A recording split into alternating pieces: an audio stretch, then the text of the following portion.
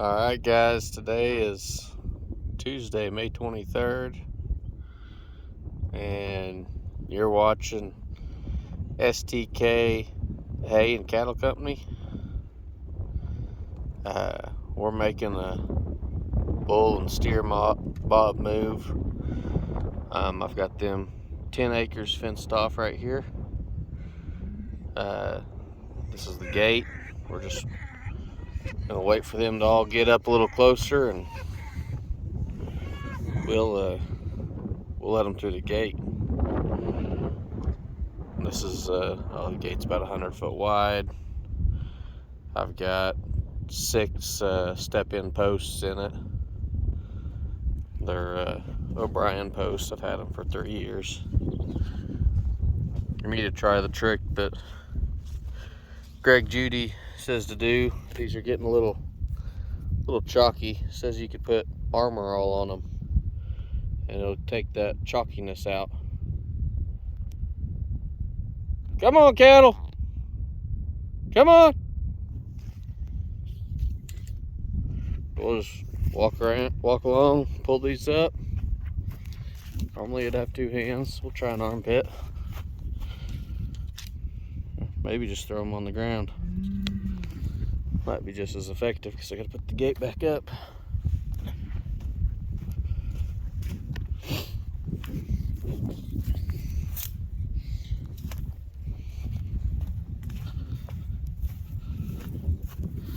Pretty easy to pick these up. Just do that, throw it on the ground. You can see my bulls have sat and pawed right here a little bit. Yeah, I'm talking about you. Come on, guys.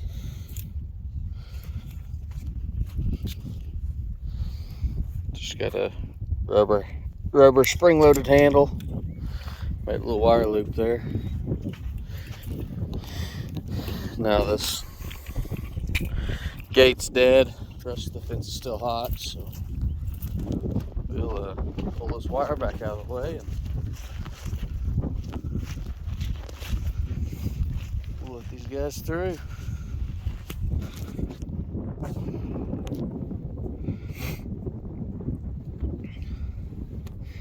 Yes, I said there's a hole there. You don't need to keep making it bigger.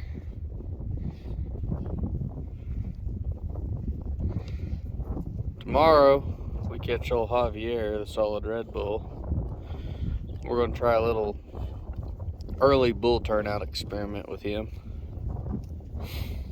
Tomorrow the cows will be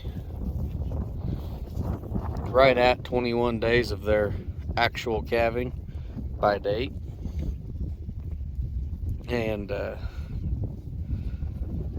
that means first cow that calved should be cycling today or tomorrow or whatever.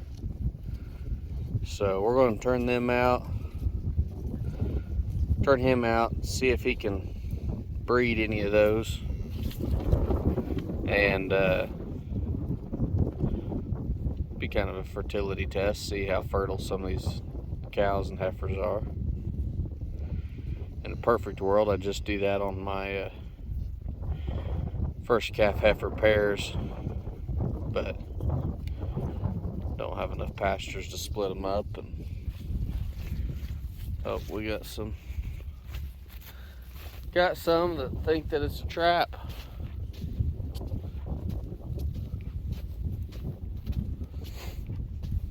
Stand back over here a little bit.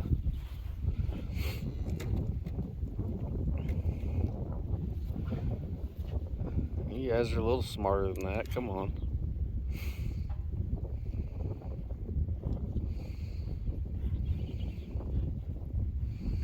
They haven't been moved a lot. Some of these yearlings have probably never been. So these last 2 have never been rotated. They went out on a place we call Betty's. It's 80 acres of canyons. And those are the 2 calves that came off that deal last year. So they haven't seen a whole lot of hot wire. 10 acres is a little big for 40 some odd head to have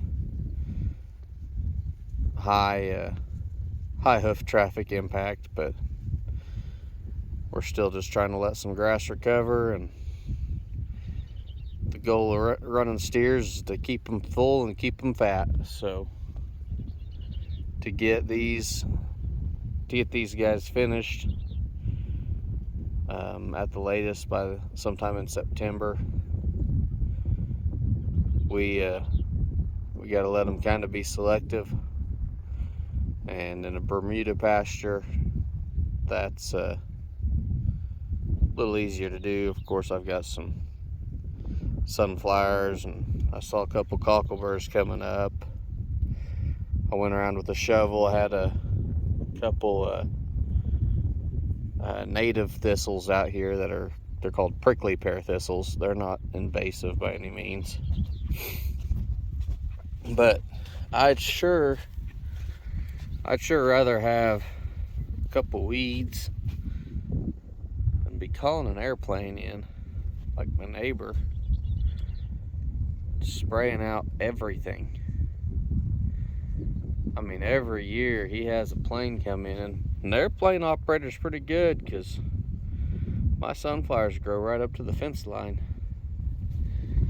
But that little thicket right there would be sand plums. All the trees are dead, except for the cedars. You can't kill cedars that way. But yeah, this is a CRP pasture, and it's been in CRP for easily 30 years. This is the second year that they've had it out of CRP, and you can see all the cheat here. See the bunch grass up on the hill, that's love grass. It's not a real good plant, but obviously it's easy to look over the fence and see what someone else is doing wrong. I'm sure I'm a lunatic compared to them, so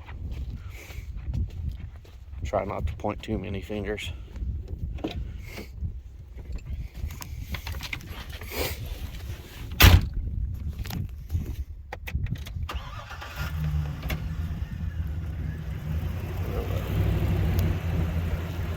Right out here.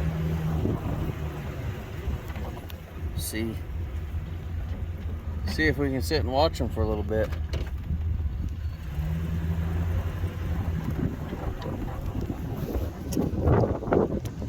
It's something I kind of enjoy. Listening to cattle just ripping and tearing at the leaves, filling up their stomachs.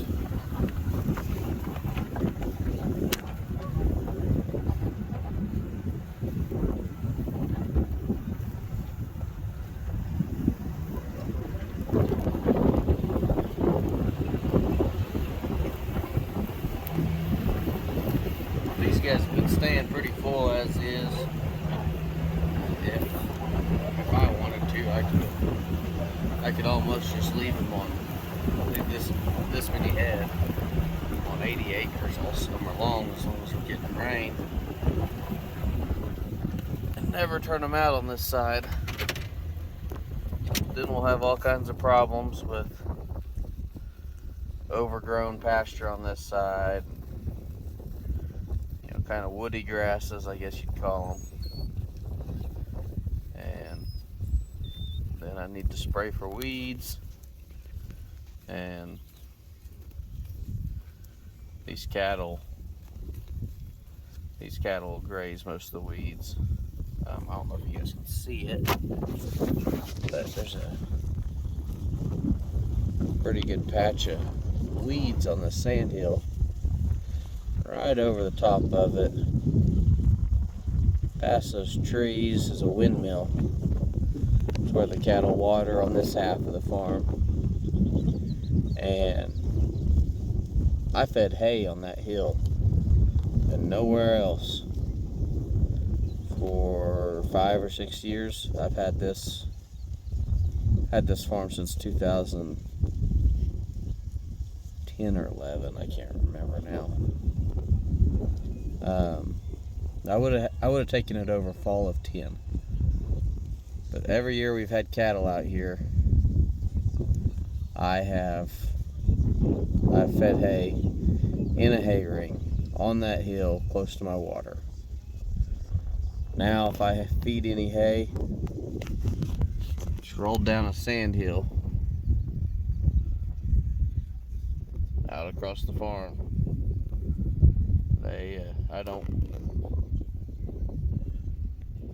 I don't feed hay anywhere close to that hill anymore. But as you can see, it grows nothing but sunflowers now from pretty well being over fertilized. Just years and years of just high impact, all the nutrients you can get out of a bale of hay. It got it all, so I don't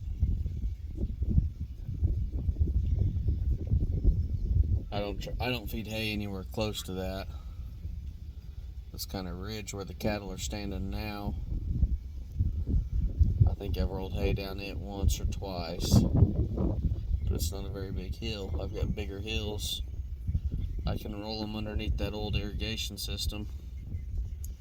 I can start on top of the hill there and unroll a full hill by the time it hits the yellow O'Brien step-ins here.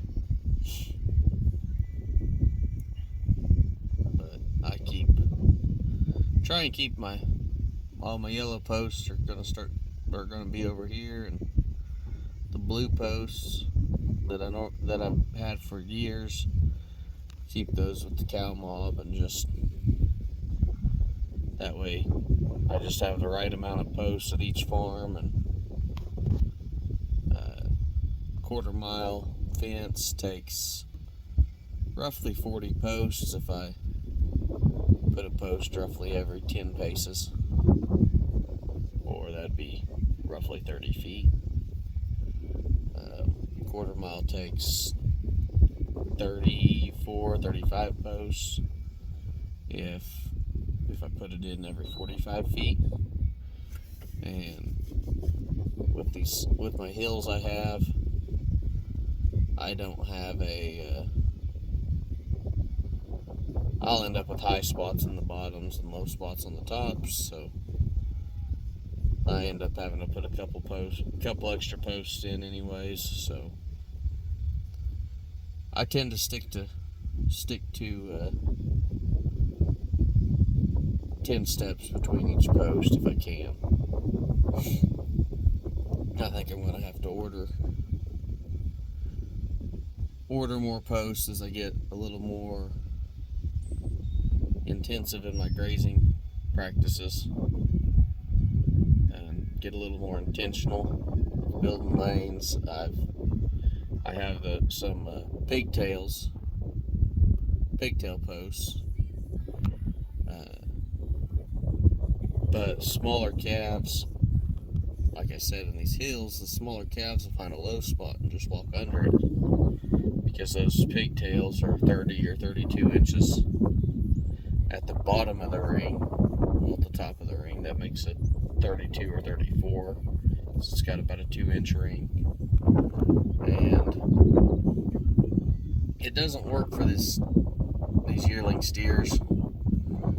They end up just walking under it too much. It works okay with the cow herd, but obviously newborn calves are going to walk underneath it. Sometimes they get caught on the post, and sometimes they can cause a little bit of trouble getting out underneath that too often. Get you back in.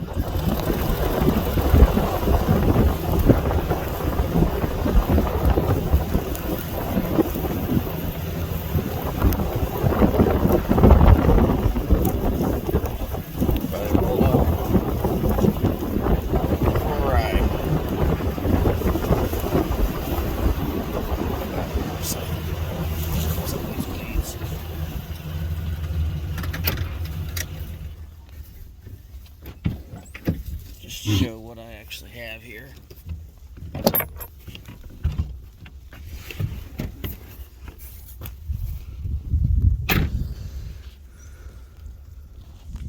So here we are. Pretty sure these, no, that's not. These are sunflowers coming up through here. Thought I saw cockleburr, but you can see the Bermuda coming in the understory here, and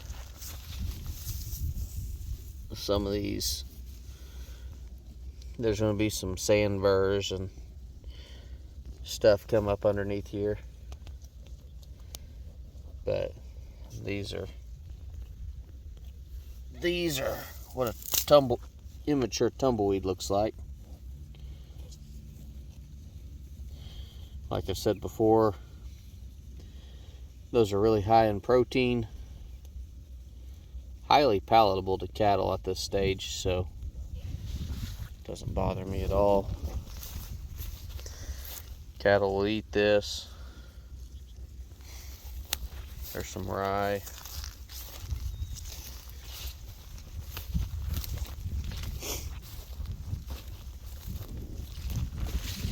Walked through here earlier. I know I saw a cockleburr on the side of this hill.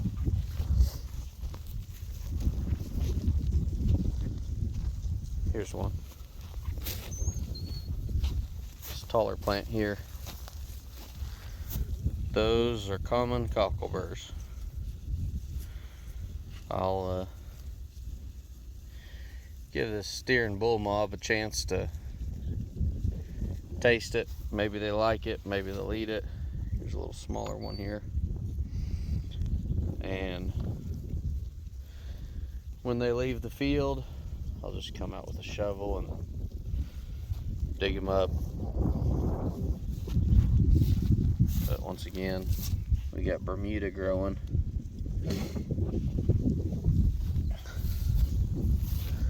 It's not as tall as I'd like, but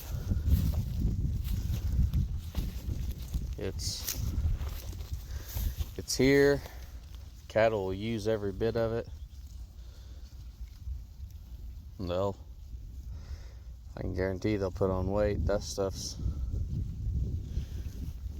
in good growing conditions. That stuff's close to 30% protein, so even if it's just over 20, that's plenty. Cattle can't put on weight that way. They never will. But you can see this Bermuda spreading up this hill. Originally, when I had this field sprigged, that was the last year the irrigation system actually was functional. And I only sprigged under the circle. So you can see where the Bermuda's thicker over there and thins out as you get up these hills, but look at that stuff. It's just crawling out. Give it a year or two. No, it's been 6 years or something since it was sprigged. But give it another year or two, and a couple wet years, and that Bermuda, it'll be up the side of that hill really good. I know I've seen Bermuda sprigs up there. You can see my hay barn in there. This field, when I was growing up, was always an alfalfa. Been alfalfa for a long time. Go to corn for a year or two and back to alfalfa. Whenever I first started farming, I had this in alfalfa as well, just because that's the way it always was. But that hay barn up there is there to keep big square bales, 4x4x8 square bales of alfalfa in, and you could fit, well, I don't know exactly where I cut off at, but my phone's memory's about full, so make it short. That hay barn would fit 2 or 3 full cuttings off of a 120 acre irrigated circle of alfalfa. I think that was 300 or 400 bales in there. But anyways, I don't do that anymore. I've just got I buy some small square bales of hay, keep that in there, keep some fence supplies in there, tires, whatever else. So I walked right by it. There was one of those prickly pear thistles I was going to show you guys. I got distracted. I was kind of walking back to get my shovel.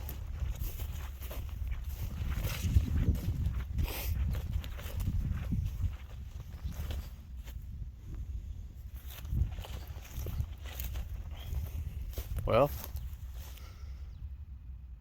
might have to let the bulls clear it out, and we'll spend another day looking at those, because can't see the forest through the trees here. Might get that and have a picture of it as my thumbnail. Make some people scratch their heads. So anyways, if you stayed in this long to watch the video, you'll know what the thumbnail picture is. Thanks for watching, everybody. And like, subscribe, share. Let me know what I can do to make some better content. I'd appreciate any feedback. Thank you guys. Hope you have a great week.